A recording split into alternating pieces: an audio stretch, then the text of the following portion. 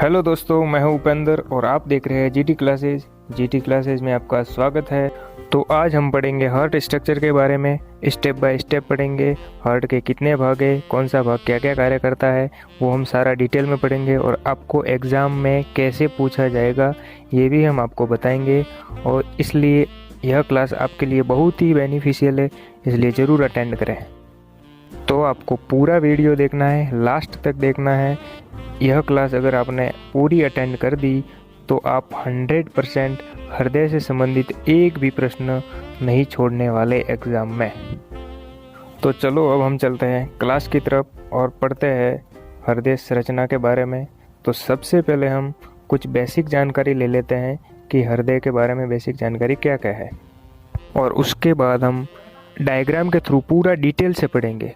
और मैं आपको बता दूं, अगर आपने यह क्लास अच्छे से पढ़ ली तो 100% आप हृदय के बारे में कभी नहीं भूलोगे, यह मैं गारंटी देता हूँ आपको। तो सबसे पहले हम आपको ये बताते हैं कि हृदय एक पेशी अंग होता है और इसका जो वेट होता है वो 250 से 300 ग्राम तक होता है। और इसमें 3 परतें पाई जाती है। पहली परत एपिकार्डियम, जो कि सबसे बाहरी, पतली और पारदर्शी परत होती है। दूसरी परत है मायोकार्डियम, जो कि मध्यस्थ परत होती है। और तीसरी परत जो है वो एंडोकार्डियम, जो कि सबसे महीन व भीतरी परत होती है। तो इसको याद कैसे रखना है, उसके लिए मैं आपको एक बेस्ट ट्रिक बताता हूँ। तो मायोकार्डियम का एम और एम से आपको याद रखना है कि यह मध्यस्थ परत है, और एंडोकार्डियम से आपको याद रखना है एंड यानी अंत वाली परत। और अंत वाली परत कौन सी है? एंडोकार्डियम, यानी कि सबसे भीतरी परत जो है वो एंडोकार्डियम है। तो इस तरीके से आप मतलब इन तीनों परतों को याद रख सकते हो। तो ये भी एक याद रखने का तरीका है जो मैंने आपको बता दिया। तो चलो अब हम चलते हैं अगली स्लाइड पर, जहाँ पर हम डायग्राम के थ्रू हृदय को कंप्लीट करते हैं। और ये डायग्राम मैंने खुद बनाया है ताकि आप अच्छे से समझ सको। बाकी जो मेन डायग्राम है इसमें आप कंफ्यूज हो जाओगे कि कौन सी धमनी कहाँ है, किसका क्या कार्य है। तो ये डायग्राम मैंने खुद बनाया है और इस डायग्राम में आपका पूरा हृदय कंप्लीट हो जाएगा और गवर्नमेंट एग्ज़ाम में एक भी प्रश्न यहाँ से बाहर नहीं जाएगा। तो अब हम पढ़ते हैं। सबसे पहले हम आपको डायग्राम बनाना सिखाते हैं। तो आपको कुछ नहीं करना है, आपको एक दिल बनाना है। और मैं यकीन के साथ कह सकता हूँ कि दिल बनाने में आप सब माहिर हैं। और अब इस दिल को आपको 4 भागों में डिवाइड करना है। और कैसे करना है वो देखो। ये वाला जो भाग दिख रहा है आपको, ये बड़ा बनाना है और ये वाला भाग छोटा। फिर इधर आ जाओ, ये वाला भाग इधर छोटा होगा और ये वाला भाग बड़ा। और बाकी जो ये नलिकाएं वलिकाएं आपको जो दिख रही है वो आप स्क्रीन से देख लें और ये डायग्राम आप पूरा अच्छे से बना लें। तो अब हम समझते हैं, इससे हम कहते हैं महाशिरा। इससे पहले मैं आपको एक चीज़ बता दूं ताकि आपको कन्फ्यूजन नहीं हो। तो महाधमनी और महाशिरा दोनों में अंतर क्या है? तो महाशिरा का क्या काम है? यह रक्त को हृदय तक लाता है। और इसके जस्ट विपरीत उल्टा महाधमनी का काम है रक्त को हृदय से बाहर निकलता है। तो आपको जहाँ भी महाशिरा दिखे आपको समझ जाना है कि रक्त हृदय में जा रहा है, और जहाँ भी महाधमनी दिखे तो समझ लेना है कि रक्त हृदय से बाहर जा रहा है। और ये बाहर कहाँ जा रहा है, कैसे जा रहा है, वो हम आपको डायग्राम में आगे बताते हैं। तो बस आपको एक ही चीज़ देखनी है, महाशिरा दिखा, भले वो पल्मोनरी महाशिरा हो, धमनी हो, पल्मोनरी महाधमनी हो। तो आपको जैसे ही महाशिरा दिखा यानी रक्त हृदय में आ रहा है, और महाधमनी दिखी यानी हृदय से रक्त बाहर जा रहा है। तो अब हम वापस यहाँ आते हैं। ये महाशिरा है यानी यहाँ से रक्त हृदय में जाएगा, और ये रक्त अशुद्ध रक्त होता है जो हृदय के दाएं आलिंद में प्रवेश करता है। अब यहाँ 3 महाशिरा और दे रखे हैं।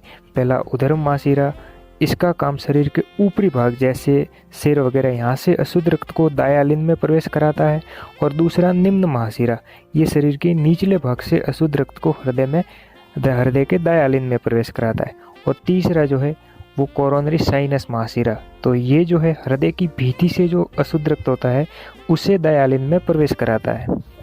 तो अब हम आपको बताते हैं, इन तीनों महाशिराओं पर कपाट लगे हुए होते हैं।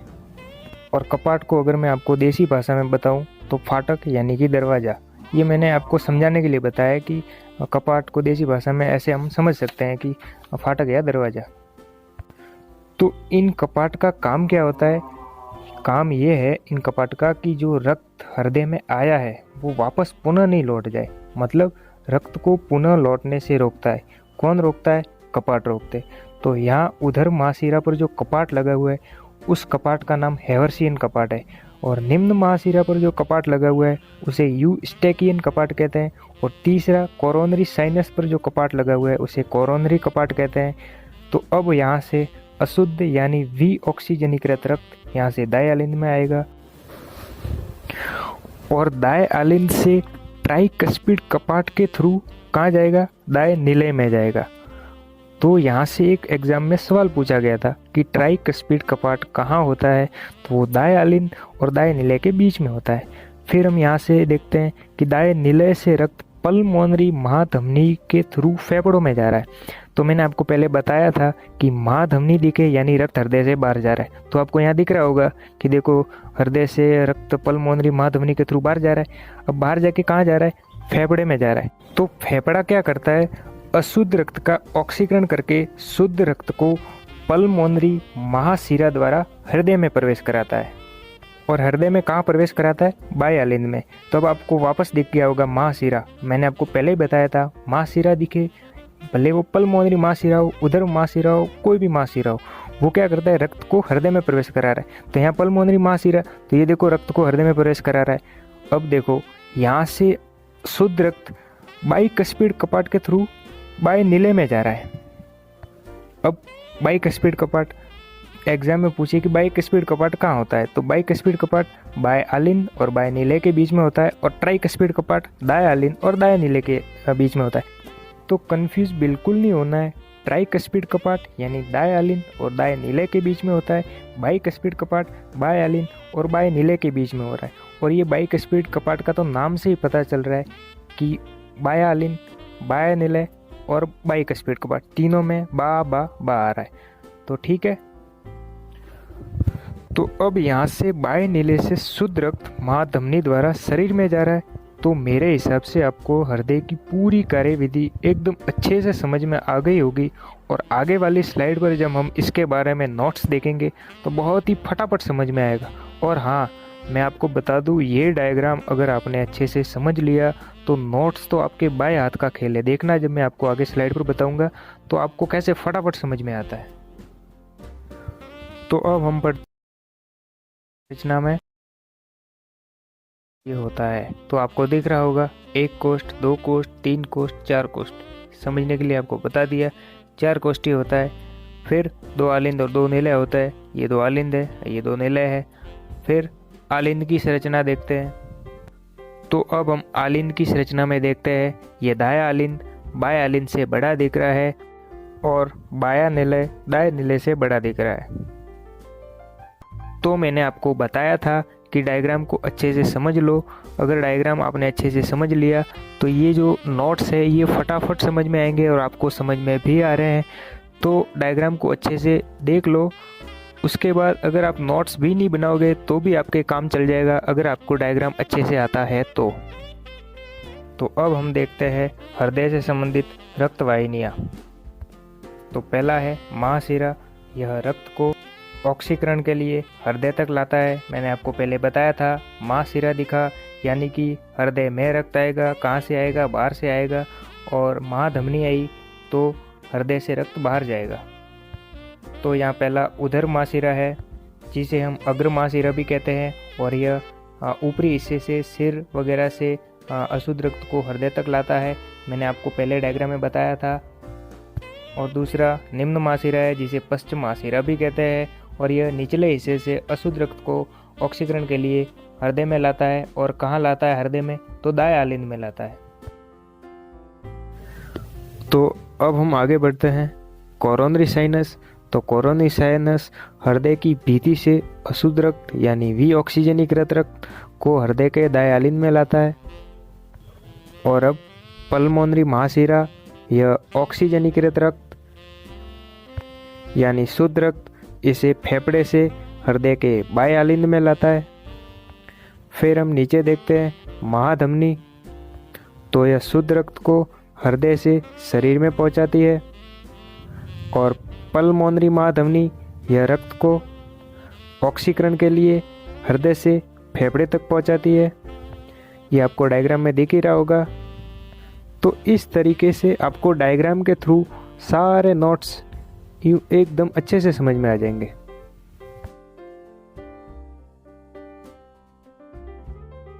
और अब देखते हैं यूस्टेकिन कपाट या निम्न महाशिरा पर पाया जाता है, जिसे पश्च महाशिरा भी कहते हैं। और ये रक्त को डायलिन में प्रवेश कराता है, यानी कि रक्त को वापस लौटने से रोकता है। और रक्त को प्रवेश तो कराता है लेकिन वापस पुनः नहीं लौट जाए, तो ये इस कपाट का ये काम है। फिर हम देखते हैं हेवर्सियन कपाट। तो ये उदरो महाशिरा पर पाया जाता है, जिसे अग्र महाशिरा भी कहते हैं। और ये कोरोनरी साइनस कपाट, इसे हम थीबेसियन कपाट भी कहते हैं। यह कोरोनरी साइनस के छिद्र पर पाया जाता है। अब हम देखते हैं आगे वाली स्लाइड पर कि हृदय से संबंधित और कौन कौन से कपाट है। ट्राइकस्पिड कपाट, तो यह दाएं आलिन व दाएं नीले के बीच में पाया जाता है, जिसे हम दाया एवी कपाट भी कहते हैं। और बाइकस्पिड कपाट, तो ये बाया आलिन व बाएं नीले के बीच में पाया जाता है, जिसे मिट्रल वॉल्व कपाट भी कहते हैं। और तीसरा अर्धचंद्राकार कपाट, तो यह रक्त को वापस लौटने से रोकता है। तो अब हम पढ़ेंगे कि हृदय से संबंधित महत्वपूर्ण ऊतक कौन कौन से हैं। तो पहला है साइनो ऑरिकुलर नोड ऊतक। यह हृदय का मुख्य ऊतक है। इसे हृदय का हृदय, हृदय का मस्तिष्क या पेसमेकर भी कहते हैं। तो यहाँ से भी एक सवाल पूछा था कि हृदय का मस्तिष्क किसे कहते हैं, तो साइनो ऑरिकुलर नोडल ऊतक को कहते हैं। फिर दूसरा आलिन निलय नोड, तो इसे हम नोड ऑफ त्वारा एंड एस्कोप या रिजर्व पेसमेकर भी कहते हैं। तो कंफ्यूज वापस नहीं होना है, पेसमेकर यानी साइनो ऑरिकुलर नोड और रिजर्व पेसमेकर यानी आलिन निलय नोड। तो आलिन निलय नोड क्या करता है, यह हृदयी आवेगों का संवहन करता है।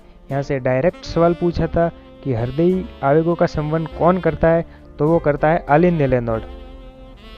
और निलय के शीर्षों तक आवेगों का संवहन कौन करता है, तो वो तीसरा ये जो हिज बंडल है ये करता है। और हिज बंडल की खोज हिज ने की थी, नाम से ही स्पष्ट है। और आगे हम पढ़ेंगे अगली स्लाइड पर कि हृदय से संबंधित महत्वपूर्ण परिभाषाएं कौन कौन सी है। फिर हमारा ये हृदय का टॉपिक आज पूरा कंप्लीट हो गया। फिर इसके बाद हम टॉप 30 हृदय से संबंधित क्वेश्चन जो एग्जाम में पूछे गए थे, तो वो क्लास भी आप जरूर अटेंड करें। पहले ये क्लास फिर वो क्लास, आपका हृदय से संबंधित एक भी सवाल नहीं छूटेगा। तो अब हम पढ़ते हैं हृदय से संबंधित महत्वपूर्ण परिभाषाएं। तो पहली परिभाषा है कि हृदयी चक्र किसे कहते हैं। तो एक हृदय स्पंदन के शुरू होने से लेकर दूसरे हृदय स्पंदन के बीच में होने वाली विभिन्न क्रमिक घटनाओं को हृदयी चक्र कहते हैं। अब आपको पता नहीं कि स्पंदन क्या होता है, तो मैं आपको बता दूं कि नॉर्मल भाषा में कहे तो धड़कन।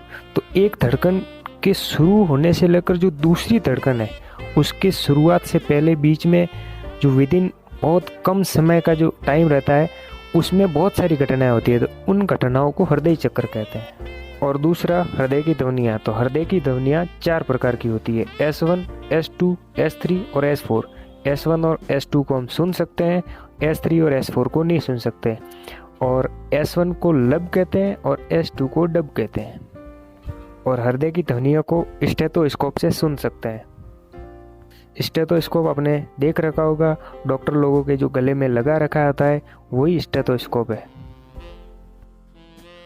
तो तीसरी परिभाषा है आलिन संकुचन। तो ऐसे नोड द्वारा उत्पन्न संकुचन लहर से आलिन संकुचित होते हैं। और ये ऐसे नोड मतलब साइनो ऑरिकुलर नोड, जो पहले मैंने आपको बता रखा है। और आलिन के संकुचन में 0.1 सेकंड का समय लगता है और आलिन के शिथिलन में 0.7 सेकंड का समय लगता है। तो ये संकुचन और शिथिलन क्या है, तो मैं बता दूं, संकुचन मतलब हृदय पंपिंग करता है तो एक बार संकुचित होता है, दूसरी बार फूलता है। तो संकुचित और फूलना, संकुचित फूलना, फूलना मतलब शिथिलन। तो इनमें 0.7 सेकंड का शिथिलन में समय और 0.1 सेकंड का समय संकुचन में। और निलय संकुचन एवी नोड द्वारा उत्पन्न संकुचन लहर से निलय संकुचित होता है और निलय संकुचन में 0.3 सेकंड का समय लगता है और निलय के शिथिलन में 0.5 सेकंड का समय लगता है। अब मैंने यहाँ पर एक नोट लगा रखा है कि मानव हृदय द्विपरिसंचरण तंत्र का उदाहरण है। अब वो कैसे है तो आपको मैं डायग्राम में बताता हूँ। तो देखो, यहाँ से रक्त घुसा, दाएं आलिन से दाएं निलय से होता हुआ बाहर निकला, फिर फेफड़े से होता हुआ एक बार बाहर निकल गया, अब वापस दूसरी बार घुस रहा है, बाएं आलिन और बाएं निलय से होते हुए शरीर में जा रहा है। तो मानव हृदय में रक्त कितनी बार गुजर रहा है तो 2 बार गुजर रहा है, और 2 बार गुजरता है उसे द्विपरिसंचरण तंत्र कहते हैं, और अगर रक्त 1 बार गुजरे तो उसे एकल परिसंचरण तंत्र कहते हैं। और एकल परिसंचरण तंत्र का उदाहरण मछली है, तो मछली एकल परिसंचरण तंत्र का उदाहरण है और मानव हृदय द्विपरिसंचरण तंत्र का उदाहरण है। तो एग्जाम में सीधा सीधा पूछते हैं कि इनमें से कौन सा एकल परिसंचरण तंत्र का उदाहरण है, तो आपको देखते ही पता चलना चाहिए कि मछली। फिर पूछ लिया कि मानव हृदय निम्न में से किसका उदाहरण है, तो द्विपरिसंचरण तंत्र का उदाहरण है। तो अब हमारी हृदय वाली क्लास कंप्लीट हो गई है। अगर आपको अच्छी लगी हो तो आप सब्सक्राइब करो, शेयर करो और भाई कमेंट ज़रूर करना कि मैंने आपको कैसे एक्सप्लेन किया है, आपको समझ में आया या नहीं आया, कमेंट आप ज़रूर करना।